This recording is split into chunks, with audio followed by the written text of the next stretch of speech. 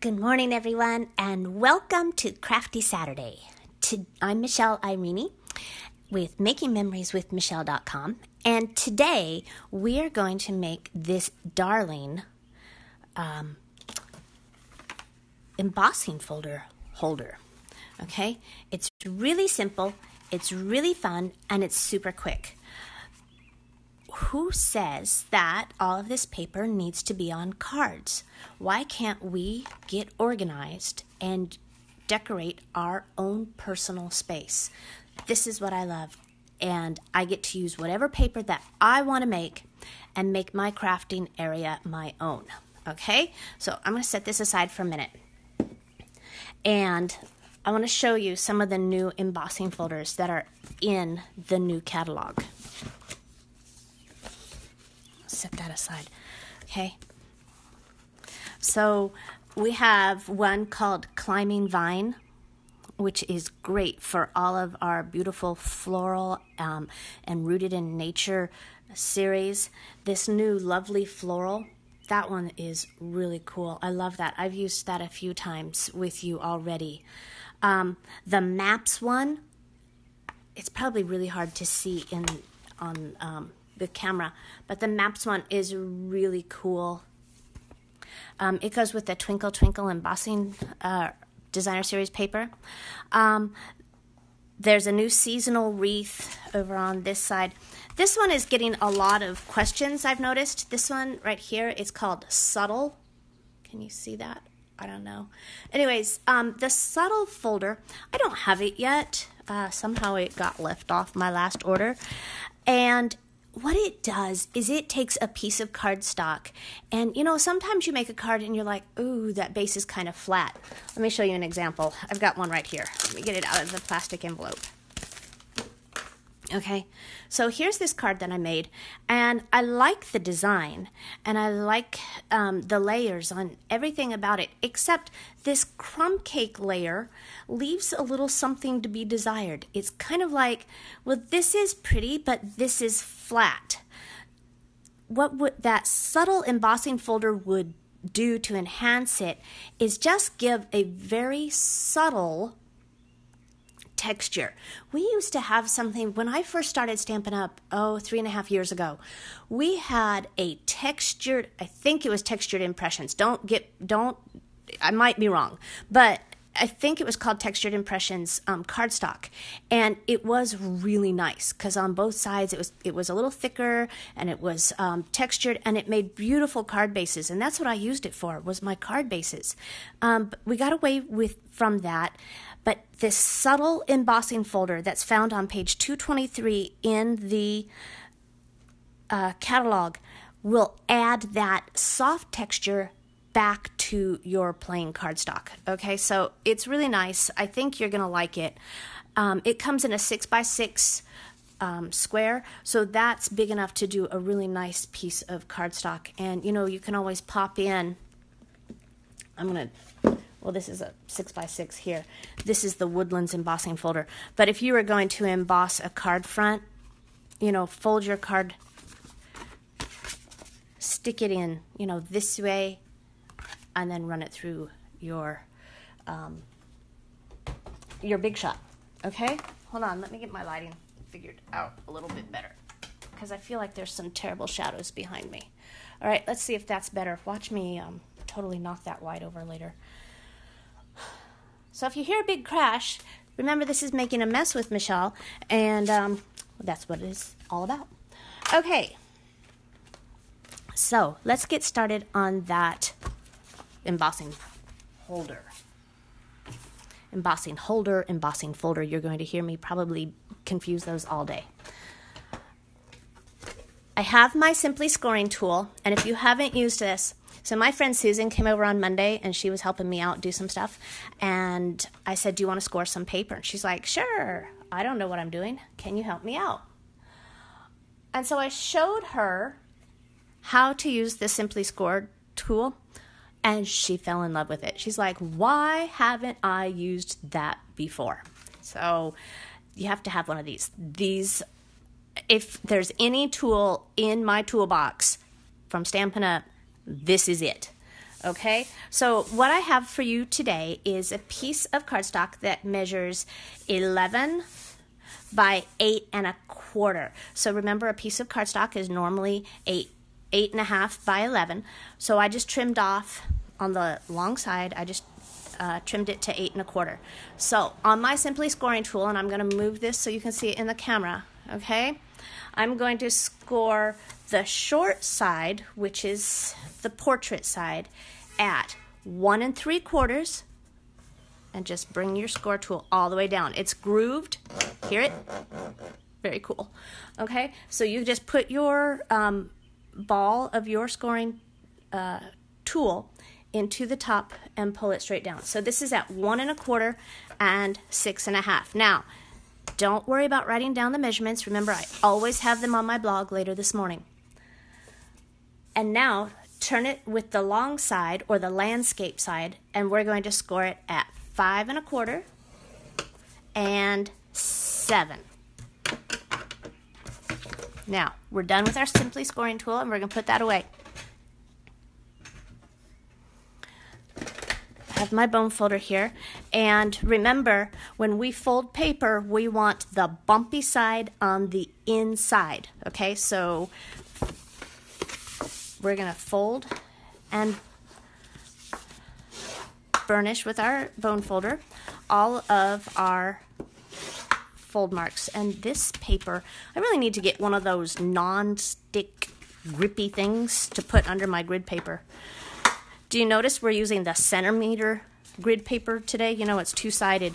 And I grabbed a sheet and I realized that I had all my notes for what I want to do this weekend written on the inches side. So, okay, so I have obviously a short side and a long side. And the short side is going to be the front and the long side is going to be the back.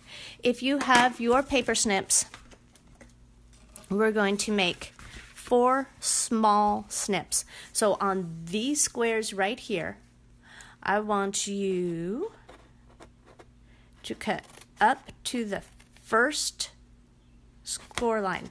Okay? So let me do this here on camera so you can see. And that's going to be your inside flap. I want to cut off just a skinny little piece on each side so that it folds nicely and doesn't have any overlap.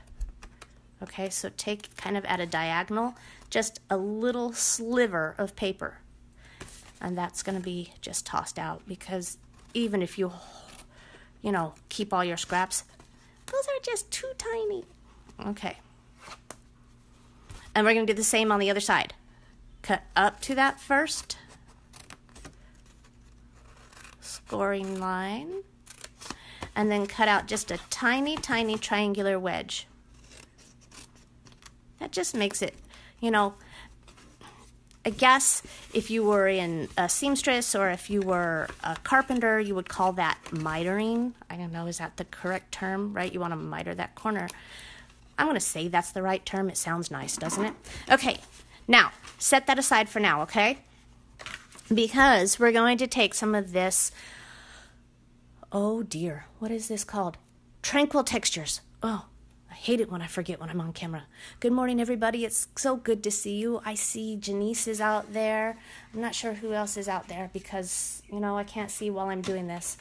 You know, you kind of fly by the seat of your pants sometimes, and that's okay. All right, so we're going to get my other tool here, and this is the Stampin' Trimmer, and I'm going to cut a piece of Designer Series paper that, good morning, what am I doing here? Okay, sorry about that, technical difficulties. Okay, I want to cut this at 4 1/2. Is that right? Yeah, that's right. Okay, at 4 1/2.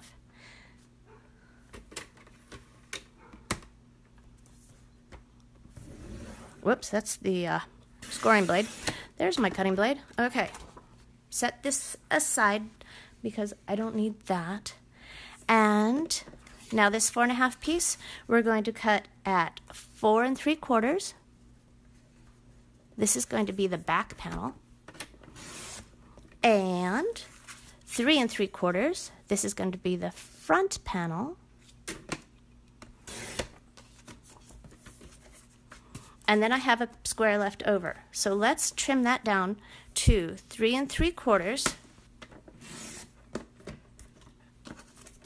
by 1 1/2. And I want 2 of those pieces, because those are going to be on the side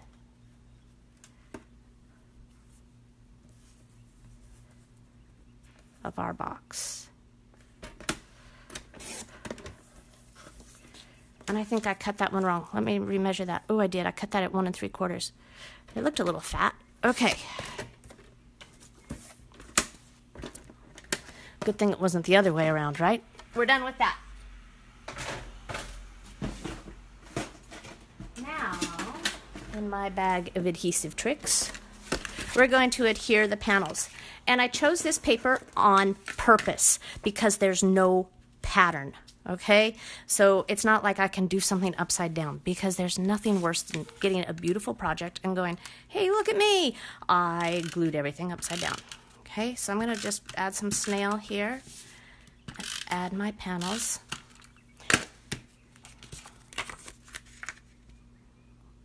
Here's my front panel. Well, I did it. Ha! Okay, well, this one's going to go the opposite direction. You know, I was telling you, don't put your what did I do? I put it on the inside. So my box will be really pretty. That's all right. We'll just fold it the way I told you not to fold it, okay? Make sure that this one is going the right direction, okay? Oh, dear. Talking and gluing at the same time. It's always a challenge.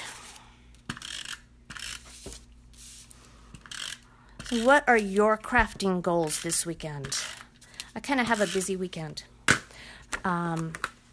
My 16 card quarterly event is next Saturday. Will you please stop gluing and talking at the same time? Goodness gracious, get it on the same side, people. Deep breath, not enough coffee this morning.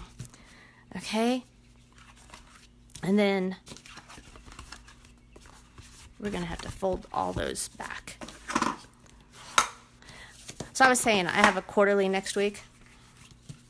So I have to finish prepping for that. And I have to film my videos for that, because I want to see if I can get those out to everybody. So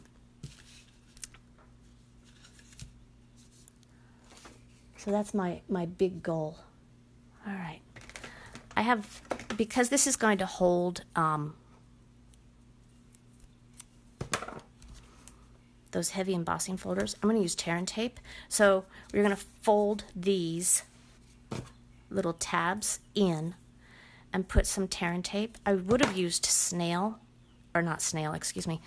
fuse before, but actually tear and tape has a better adhesive. It just takes a little longer to get it on here, okay? And then we're going to put it on these front panels too.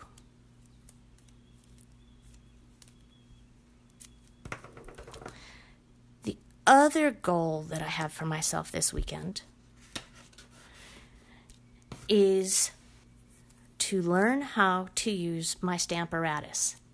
I have to tell you, yes, it's true, I haven't used it yet. Okay? Sometimes I get a little intimidated, okay? And so I need to kind of work myself up to feel comfortable and confident. And I've watched a few people use it, and that's my goal. I have to make about 40 swaps or so this weekend. So I know that people are saying the Stamparatus is the best thing, like if you want to do repetitive stamping and have it all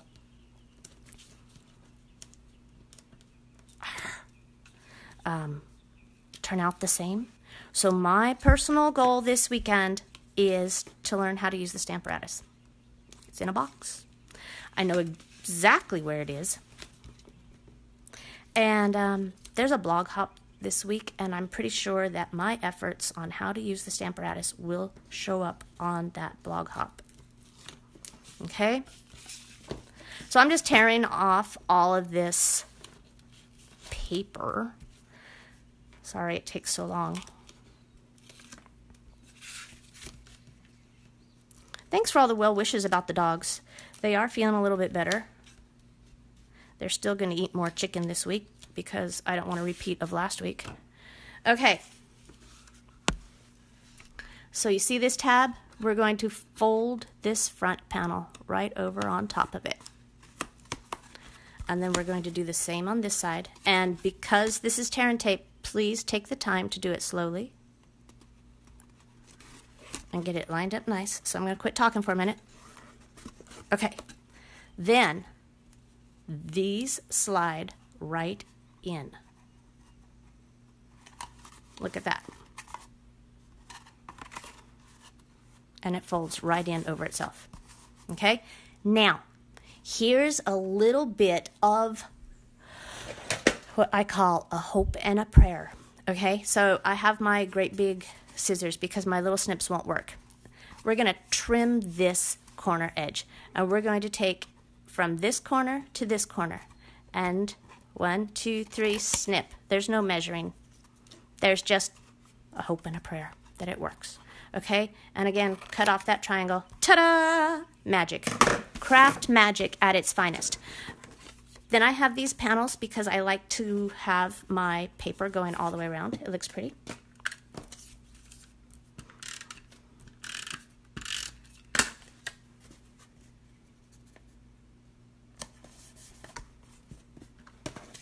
And, you know, if you're really good at figuring out 3D and think, wow, I could have put those on before I did all of that gluing, you're probably right. But seeing as how my gluing efforts weren't working really well this morning, I decided not to do that. All right, then I have some of this beautiful 3/8 inch Whisper White classic weave cotton ribbon. I like this. It ties a beautiful knot. And I'm just going to snip that there.